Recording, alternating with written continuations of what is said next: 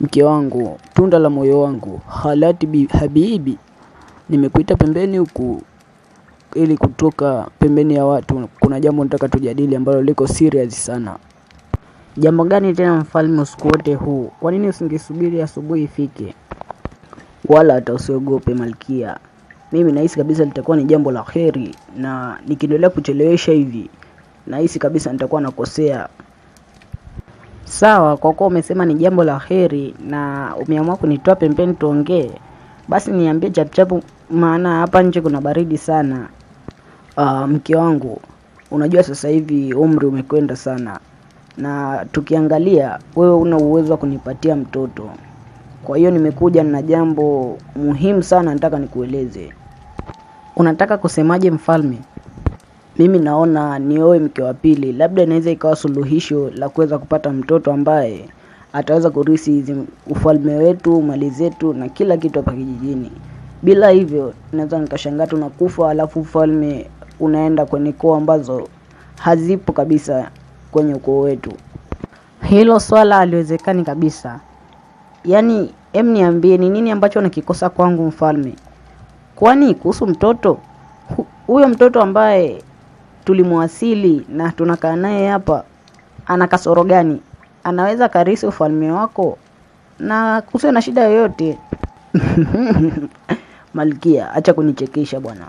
Mimi kama mfalme natakiwa niwe na familia pana. Mtoto mmoja tu aweze akarithi falme hii. Anatakiwa awe na ndugu zake ambao wanaweza kumsaidia. Sasa hayo ni maamuzi yangu, nimeshaamua. Mke atakuja na ni lazima aishi kwenye falme hii, utaki usitaki. Kama hutaki basi wewe ondoka.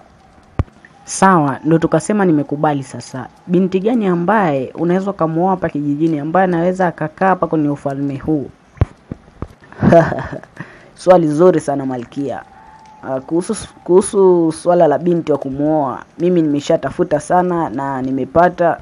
Nimefanya uchunguzi wangu sana hapa kijijini na nimemwona binti wa mzee Shemahonge, bibie cha usiku, bibie mwenye heshima sana. Nimemwona atafaa kabisa kumzalia mfalme Mshumari. Mimi mfalme, kwa kweli sikubaliani na hilo swala lako na sitakaa nikubali milele, amina. Wewe ukubali usikubali, cha usiku anaolewa na atakuwa mke wangu, utake usitake.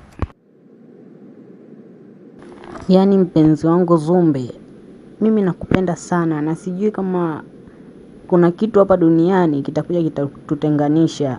Na wewe ni mtoto wa mfalme, japokuwa si mtoto kabisa halisi wa mfalme, lakini tunaweza tukasema wewe ni mtoto wa mfalme. Sasa mimi ni mtoto wa kimaskini, natokea familia ambayo sio koo za kifalme kabisa.